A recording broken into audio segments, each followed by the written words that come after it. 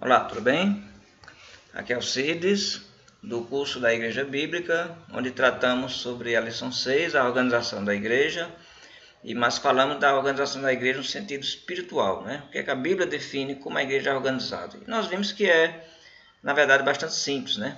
Primeiramente, o princípio fundamental é que Cristo é o cabeça da igreja, a Bíblia é bem clara nisso, né? Jesus é o cabeça, então quem tem autoridade sobre todas as igrejas deve ser Jesus. Nenhum homem pode exercer essa função de ter autoridade sobre todas as igrejas. Agora, as igrejas, como congregações, também possuem uma organização local que é bem clara e definida na Bíblia, que é pelos presbíteros, né? Os presbíteros são que pastoreiam, né? Que guiam a igreja, são os bispos da igreja, né? Nós estudamos que essas três palavras elas estão ligadas à mesma pessoa, né? O bispo é o presbítero é o pastor. E que na Bíblia não existia o pastor da igreja, o bispo da igreja, mas sempre os termos eram usados no plural. Todas as vezes que você encontrar essas palavras no Novo Testamento referente às igrejas, você vai encontrar sempre no plural, bispos, ou presbíteros, ou pastores. Muito bem. Além da organização espiritual, a igreja também precisa ter um tipo, digamos, de uma organização legal, né? Porque a igreja, pela Bíblia, tem que estar de acordo com a lei, de acordo com as autoridades. Nós temos isso bem claro, por exemplo, Romanos capítulo 13, né, vai ensinar bem o papel do cristão ser obediente à lei e às autoridades. Então a igreja é um corpo de pessoas que precisa estar bem registrado perante as leis, né, até para a sua proteção, né, dos seus bens adquiridos e também dos seus trabalhos e do respeito que ela precisa ter como seu espaço. Então, de acordo com a lei, a igreja deve formar o seu corpo, né, o seu corpo de representantes que vão ser os responsáveis por dialogar com a parte legal, dialogar com o governo. Quem é que vai falar com o governo? Os presbíteros? Aqueles que são colocados na administração eclesiástica, na parte administrativa, não é? Então nós temos a formação do presidente, vice-presidente, primeiro e segundo tesoureiro, primeiro e segundo secretário, e a lei também exige que se coloque pelo menos 2 membros como um conselho fiscal. Veja bem, o cuidado de não fazer com que o presidente, no sentido executivo, administrativo da igreja, se torne o dono da igreja, né? Ele pensa, eu sou presidente, então quem manda aqui sou eu. Não, entendeu? Isso aqui é unicamente para dialogar com o governo. São representantes que vão dialogar com o governo. Agora, claro que o presidente ele tem mais responsabilidades e atribuições junto com a parte legal da igreja, entende? Mas não quer dizer que ele é o dono da igreja, que ele decide tudo. A igreja tem uma liderança espiritual e esse corpo de pessoas aqui que formam a parte administrativa estão submissos à parte espiritual da igreja, né? Então, continuando aqui, então vamos entender bem essa parte. Veja bem, o governo exige, é uma exigência legal, que um corpo de pessoas que se reúnem num determinado local tenha a sua representatividade perante as leis, né? Isso chama-se obedecer às leis, obedecer às autoridades. Se uma igreja está reunida em um lugar, ela precisa estar registrada. Se ela não está amparada legalmente, pode ser alvo de grandes problemas, né? Grandes problemas. Um exemplo, alguém doa um terreno para a igreja. Então, a igreja não tem registro, não pode abrir uma conta bancária, ela não tem uma representação. Então, quem vai receber esse terreno? Coloca o nome do irmão fulano, né? Tudo bem, coloca o nome do irmão. Parabéns, fez um ótimo negócio. Depois, mais tarde, o irmão sai da igreja e leva o terreno. Não é assim que acontece?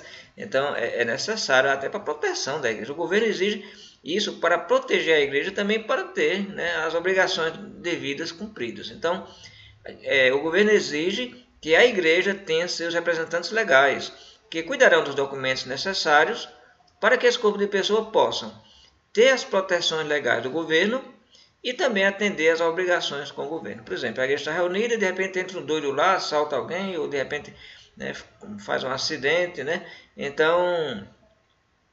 Ou então alguém quer entrar lá e quer impor alguma coisa, quer perturbar, entende?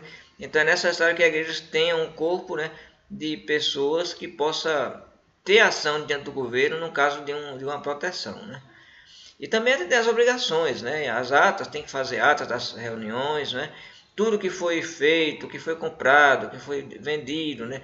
Tem que estar bem registrado para que as coisas fiquem certas. O apóstolo Paulo ensinou, 1 Coríntios capítulo 14, versículo, eu acho que é o versículo 40, não lembro bem, ele diz: fazei tudo com decência e ordem, né? Então é isso aí, entendeu? Isso chama-se fazer tudo com decência e ordem, né? A igreja tem a sua organização administrativa correta, né? Então isso é muito importante e toda igreja deve cumprir. E aí se faz o estatuto, né? Então a igreja vai fazer o registro. O que é que ela tem que fazer? O governo quer que ela coloque em papel, né? Quem são vocês? Onde vocês se reúnem? Qual o objetivo de vocês? Como é que faz parte do corpo de vocês? O que define quem é membro e o que não é? Quem pode sair? Quais são as funções dos representantes? E se de repente a igreja se desfizer, para onde vão as coisas? Então, precisa ter isso no papel. O governo quer saber dessas coisas. Já que vocês se reúnem no local, então a igreja quer saber quem são vocês e qual a finalidade. E isso vai ser colocado no estatuto. Para isso, então, se fala a necessidade de um estatuto que defina claramente quem são essas pessoas que falarão com o governo, como esse corpo atuará no quesito de receber e extrair membros em seu corpo, como também comprar e vender bens, caso a igreja vai ter um terreno, vai ter um prédio, né? Vai ter cadeiras, vai ter, digamos, ar-condicionado. De repente a igreja vai comprar um carro, né? Então, vai ficar em nome de quem isso aí? Então, ela vai ficar em nome da igreja, porque a igreja está registrada, a igreja vai poder abrir uma conta, né? Em nome da igreja, né? Então, fica tudo protegido, né? Fica tudo protegido. E qual será a finalidade e objetivo desse corpo reunido de pessoas e onde estarão localizados? Exatamente. Então, o estatuto vai definir essas questões aí, ok? Eu posso aqui citar até mais um exemplo, né? Um irmão disse: poxa vida, que trabalho bom que vocês estão fazendo, pegando o evangelho, eu estou muito feliz, eu quero dar uma ajuda para vocês. Eu tenho aqui um dinheiro, eu quero doar R$1.000 para vocês. E ela doa R$1.000. A igreja não está registrada. Então a igreja não tem conta. Mas esse dinheiro foi doado. Para onde vai esse dinheiro? Quem é que vai ficar com esse dinheiro? Ah, coloca na conta do irmão fulano. Bom, eu não preciso dizer mais nada, né? Você já sabe a história. Bem, então, o estatuto. Cuidado para não fazer do estatuto a doutrina da igreja. A doutrina da igreja é a Bíblia e somente ela, né? A Bíblia que define o nosso procedimento, a nossa vida, né? O que somos, o que não somos, o que devemos e não devemos fazer. O estatuto não é a doutrina. O estatuto é apenas as informações que o governo precisa saber. O governo não está interessado, por exemplo, em saber da doutrina bíblica da igreja. Não coloque isso no estatuto. A igreja não está interessada em saber quem fundou, onde começou, né? Quem são os dirigentes espirituais, quem é que prega. Não, o governo não quer saber disso, né? Mas sim quais são os representantes legais e que termo dirigirá esse corpo. Como a igreja deve seguir e ser fiel às leis e às autoridades, eu citei como exemplo Romanos 13, né? Temos também a carta de Pedro, também fala disso. Então ela deve respeitar esses parâmetros e fazer tudo conforme a lei ordena. Vamos falar sobre a diretoria executiva. O que é a diretoria? Lembra no início? Presidente, vice-presidente, primeiro e segundo secretário, primeiro e segundo tesoureiro e o conselho fiscal. Muito bem.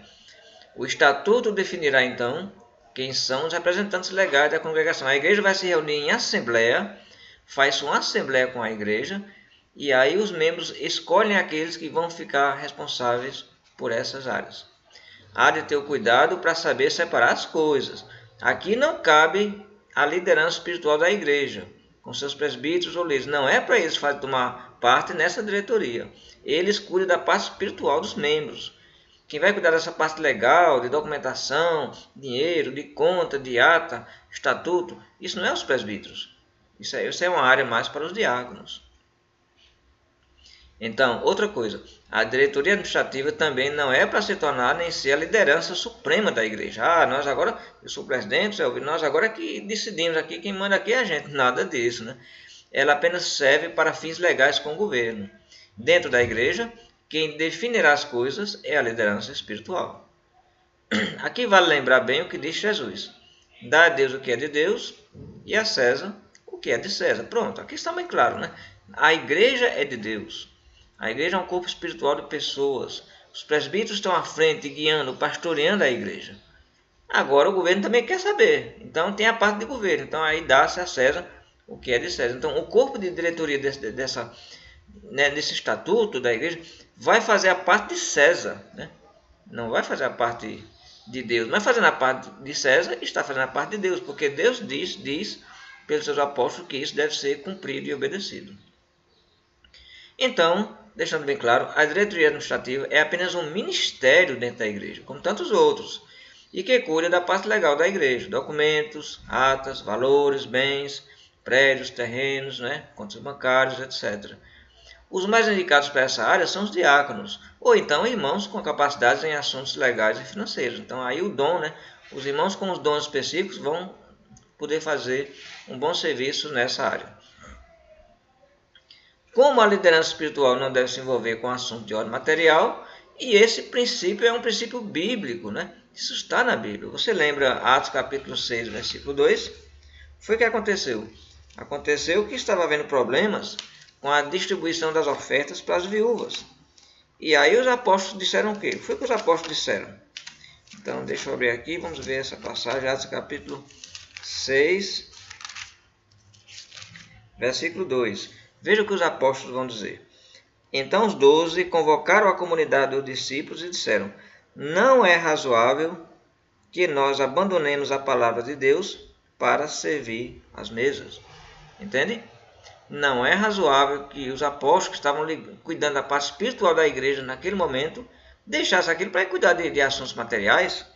Isso não é razoável, isso não é correto. A mesma coisa, o mesmo princípio aqui. Não é razoável que os presbíteros, os que estão guiando a igreja, vão deixar os membros para ir cuidar de documento, terreno, conta bancária, ofício, ata, mas de maneira nenhuma, né? Então, eles não devem se envolver com essas questões, mas apenas supervisioná-las, como já fazem com os demais ministérios. Então, os presbíteros, os líderes, eles vão estar supervisionando todas as áreas, inclusive essa área administrativa, verificando se os membros estão cumprindo bem, né, o seu papel. Então, encerrando, a igreja é formada por ministérios, né, por áreas. Cristo é o cabeça sobre todas as coisas. Quais são as áreas? Temos os presbíteros, que é uma liderança espiritual, estão guiando o rebanho, eles estão acompanhando, estão vigiando, observando como a igreja está, protegendo a igreja de falsos ensinos, de falsos profetas, e edificando os irmãos na fé, cuidando dos irmãos fracos, dos irmãos desanimados. Esse é o trabalho dos presbíteros, dos pastores. Os diáconos, os diáconos vão cuidar da parte financeira, da parte material, né? Vão cuidar da parte de dinheiro, vão cuidar da parte de compra, de venda, das necessidades, da benevolência, de ajuda aos irmãos que precisam. Esse é o trabalho dos diáconos. Então os diáconos também vão supervisionar essa parte administrativa que estamos falando. Aí nós temos vários ministérios além desses, né? Temos o Ministério Infantil, Ministério de Jovens, Ministério de Mulheres, de Eventos, Ministério de Evangelismo, Ministério Administrativo, que é exatamente esse aí que eu estou citando, né? É exatamente esse. Eu acho que a palavra administrativa aqui não ficou bem correta, a gente vai consertar, mas você entende bem que o Ministério Administrativo é esse que vai cuidar dessa parte legal, né? Esse corpo de pessoas, presidente, vice, segundo secretário, tesoureiro, né? E o Conselho Fiscal, os dois membros do Conselho Fiscal, eles vão supervisionar essa área, eles vão verificar se esses membros estão fazendo correto. E tudo isso é supervisionado pelos presbíteros. Então, se você quiser mais informações sobre essa parte de administração eclesiástica, porque isso aqui, né, que nós vimos foi apenas uma breve aula, né, mas o Seminário Ebenezer está disponibilizando um curso, até online, você pode fazer pela internet, que é muito importante sobre essa área, né?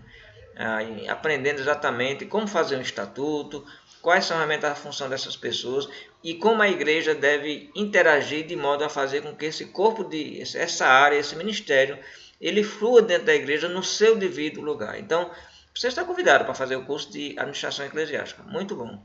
Além do mais, que o Senhor te abençoe no seu crescimento e no seu aprendizado. Em nome de Jesus. Amém.